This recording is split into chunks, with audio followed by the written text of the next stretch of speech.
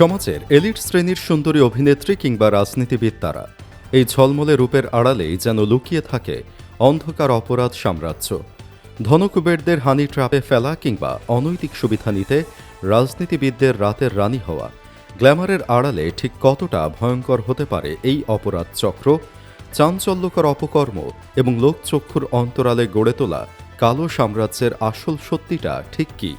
চলুন আজকের বিশেষ প্রতিবেদনে উন্মোচন করা যাক বাংলাদেশের বহুল আলোচিত ৭ নারী অপরাধীর সমস্ত অজানা ও বিতর্কিত ইতিহাস।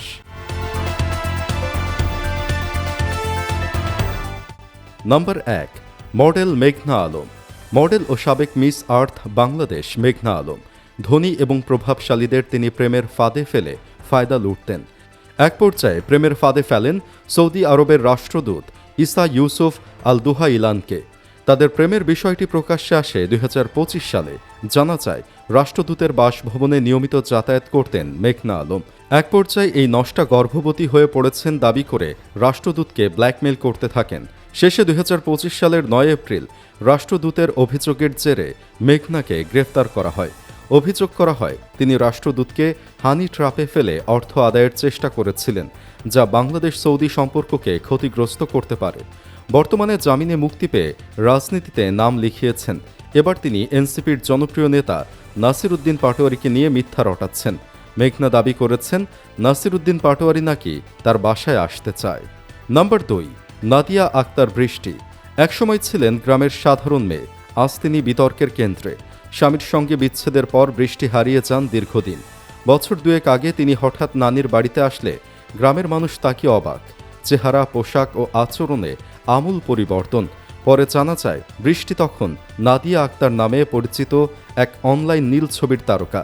২০২৫ সালের অক্টোবরে পুলিশের অপরাধ তদন্ত বিভাগ সিআইডি বান্দরবান থেকে নাদিয়া ও তার কথিত স্বামী আজিমকে গ্রেপ্তার করে আন্তর্জাতিক নীল ছবির চক্রে জড়িত থাকার অভিযোগে। সিআইডির তথ্য মতে তারা যৌথভাবে একটি টেলিগ্রাম চ্যানেল পরিচালনা করতেন। সেখানে ২,০০০-এরও বেশি সদস্য ছিল।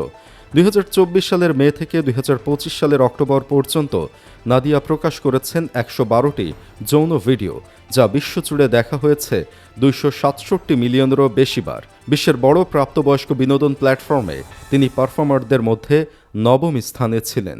নম্বর ৩, ডক্টর সাবরিনা।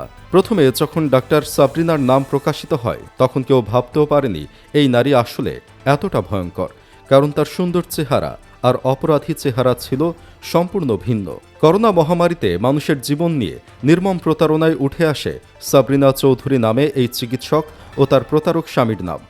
জেকেজি নামে একটি প্রতিষ্ঠানের ব্যাপারে বিশদ তদন্ত করতে গিয়েই উঠে আসে তাদের নাম। ঢাকাসহ দেশের বিভিন্ন জায়গা থেকে করোনার নমুনা সংগ্রহ করে কোনো পরীক্ষা না করেই প্রতিষ্ঠানটি ১৫,৪৬০ জনকে করোনার টেস্টের ভুয়া রিপোর্ট সরবরাহ করেছে। এ হিসাবে করোনার টেস্ট বাণিজ্য করে জেকেজি হাতিয়ে নেন ৭,৭০,০০,০০০ টাকা। সূত্র জানায়, জেকেজির চেয়ারম্যান ডাক্তার সাবরিনা চৌধুরী জাতীয় হৃদরোগ ইনস্টিটিউটের চিকিৎসক। তার স্বামীর নাম আরিফ চৌধুরী। এই দম্পতির জীবনও রূপকথার মতো। আরিফের চতুর্থ স্ত্রী সাবরিনা। আরিফের এক স্ত্রী থাকেন রাশিয়ায়, অন্য একজন লন্ডনে, আর আরেকজনের সঙ্গে তার ছাড়াছাড়ি হয়ে গেছে। সাবরিনাও খাটের পাক্কা খেলোয়াড়। সাবরিনার অবশ্য এসব অপরাধ করেও সেরকম উল্লেখ করার মতো কোনো সাজা হয়নি। এছাড়া বর্তমান সোশ্যাল মিডিয়ায় নানা ধরনের নষ্টামি করে বেড়াচ্ছেন তিনি। নম্বর ৪, যুবলীগ নেত্রী পাপিয়া। জ্ঞাত আয় বহির্ভূত সম্পদ অর্জনের মামলায় নরসিংদী জেলা যুব মহিলা লীগের বহিষ্কৃত সাধারণ সম্পাদক শামিমা নূর পাপিয়া ও তার স্বামী মফিজুর রহমান ওরফে সুমন চৌধুরীকে ৩.৫ বছরের কারাদণ্ড দেয় আদালত। অভিজাত এলাকায় জমজমাট নারী ব্যবসা সহ ভয়ঙ্কর সব অপরাধমূলক কর্মকাণ্ডে জড়িত ছিলেন শামিমা নূর পাপিয়া। এ নারী রাজধানীর অভিজাত এক ৫ তারকা হোটেলে বিশাল অঙ্কের বিল পরিশোধ করতে গিয়ে গোয়েন্দাদের নজরে পড়েন। একের পর এক বেরিয়ে আসতে থাকে তার সব অপকর্মের কাহিনী। পাপিয়ার আয়ের মূল উৎস দেশের অভিজাত কিছু মানুষ ও বিদেশিরাই তার গ্রাহক। রাজধানীসহ দেশের বিভিন্ন এলাকা থেকে শিক্ষিত সুন্দরী তরুণীদের সংগ্রহ করে খদ্দেরের কাছে পাঠাত পাপিয়া। পাপিয়া নিচেও অভিজাত পুরুষদের রাতের রানী ছিলেন। তাছাড়া মাদক কারবারির কাজও করত সে। এসব অপরাধে আদালত তাকে ২ বছরের কারাদণ্ড দিয়েছে। নম্বর ৫, নিপুণ আক্তার। ব্যক্তিগত জীবনে বড় কোনো ব্যবসা কিংবা সফল কোনো সিনেমা না থাকলেও অভিনেত্রী নিপুণ আক্তার রাজকীয় এক জীবন কাটাতেন। সপ্তাহে সপ্তাহে লন্ডন আমেরিকা ঘুরে বেড়াতেন। তার এই অর্থের উৎস খুঁজতে গিয়ে জানা যায় আওয়ামী নেতা শেখ সেলিমের শয্যাসঙ্গী ছিলেন অভিনেত্রী নিপুণ আক্তার। বিয়ে না করে দিনের পর দিন এই নায়িকাকে ভোগ করেছেন শেখ সেলিম। এই সম্পর্ক 1 বা 2 দিনের নয়, যুগের পর যুগ চলেছে এই দুজনের রঙ্গলীলা। ধীরে ধীরে শেখ সেলিম ও নিপুণের সখ্যতার বিষয়টি মানুষের মুখে মুখে চলে আসে। ঢালিউডে কানাঘুষা চিত্রনায়িকা নিপুণের পেছনে বড় কোনো শক্তি আছে। সেই বলে বলিয়ান হয়েই 2022 সালের চলচ্চিত্র শিল্পী সমিতির নির্বাচনে জায়েদ খানের কাছে ভোটে হেরেও জোর করে সাধারণ সম্পাদকের চেয়ার দখলে নিয়েছিলেন এই নায়িকা। দায়িত্ব পালন করেন পুরো মেয়াদি। নিপুণকে বিজয়ী করতে নির্বাচন কমিশনারকে 17 বার ফোন করেন শেখ সেলিম। Number 6, model Piyasa. বাংলাদেশের আলোচিত নারী অপরাধীদের মধ্যে অন্যতম নাম মডেল ফারিয়া মাহবুব পিয়াসা। আলো ঝলমলে জীবনযাপনের আড়ালে তিনি গড়ে তুলেছিলেন অন্ধকার জগতের সাম্রাজ্য। তদন্তে জানা যায় পিয়াসা ও তার সহযোগী মরিয়ম আক্তার মৌ ছিলেন একটি সংঘবদ্ধ ব্ল্যাকমেইল চক্রের সদস্য। পার্টির নামে উচ্চবিত্ত পরিবারের তরুণদের বাসায় ডেকে নিয়ে এসে নেশাদ্রব্য খাইয়ে আপত্তিকর ছবি ও ভিডিও ধারণ করতেন তারা। পরে সেসব ব্যবহার করা হতো ব্ল্যাকমেইলে। বিতর্কিত নানা পরিচয়ের মধ্যে মডেল ফারিয়া মাহবুব পিয়াসা শেষ পর্যন্ত ক্ষমতার বিশেষ উত্তাপ ছড়াতে আন্তর্জাতিক অস্ত্র চোরা কারবারে নাম লেখান, যার এক একটি অস্ত্রের দাম ছিল কোটি টাকার উপরে। স্বর্ণের প্রলেপযুক্ত সর্বাধুনিক উজি পিস্তল কেনাবেচায় নেমে পড়েন তিনি। এটি তার জন্য কাল হয়ে দাঁড়ায়। বিশেষ গোয়েন্দা ফাঁদে ধরা পড়ে তার এই ভয়াবহ কারবার।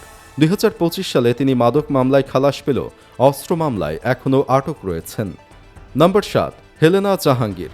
নারী অপরাধীদের মধ্যে টপ 10-এ আছে হেলেনা জাহাঙ্গীর। গত কয়েক বছর ধরে আলোচিত সমালোচিত রাজনীতিবিদ, ব্যবসায়ী ও নারী উদ্যোক্তা হেলেনা জাহাঙ্গীর হাসিনার পলায়নের আগে আওয়ামী চাকরিজীবী লীগ নামে একটি সংগঠনের পোস্টারকে ঘিরে বিতর্কিত হন।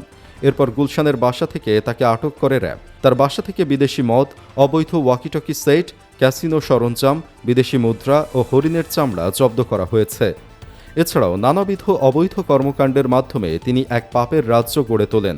ফেসবুকে বেশ সক্রিয় হেলেনা জাহাঙ্গীর মূলত একজন নারী উদ্যোক্তা হলেও কিছুদিন ধরে তিনি আওয়ামী লীগের রাজনীতির সঙ্গে সম্পৃক্ত হন। প্রয়াত মেয়র আনিসুল হকের প্রতিদ্বন্দ্বী হিসেবে 2015 সালে ঢাকা উত্তর সিটি কর্পোরেশনের মেয়র নির্বাচন করার উদ্যোগ নিয়েছিলেন তিনি।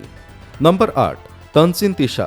বর্তমান বাংলাদেশে যে কজন সম্ভাবনাময় অভিনেত্রী আছেন তাদের মধ্যে অন্যতম ছোট পর্দার নায়িকা তানজিন তিশা।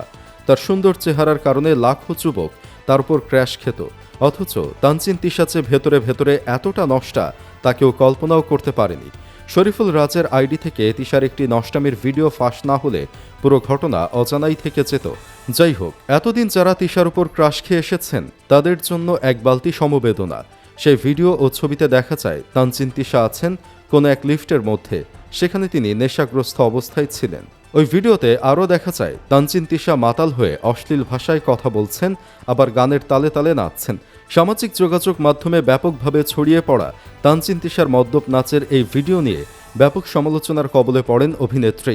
সোশ্যাল সাইটগুলোতে সমালোচনার বন্যা বয়ে যায়। এদিকে নাম প্রকাশ না করার শর্তে একাধিক শোবিজ তারকা শিল্পী সংঘের দৃষ্টি আকর্ষণ করে তার উপর নিষেধাজ্ঞা আরোপের দাবিও জানিয়েছিলেন। এমন শিল্পীদের কারণেই অন্য শিল্পীদের ইমেজ ক্ষুণ্ণ হয় বলে মনে করছেন তারা। সুপ্রিয় দর্শক, ভিডিওটি শেষ করব মডেল মেঘনা আলম সম্পর্কে একটি প্রশ্ন রেখে।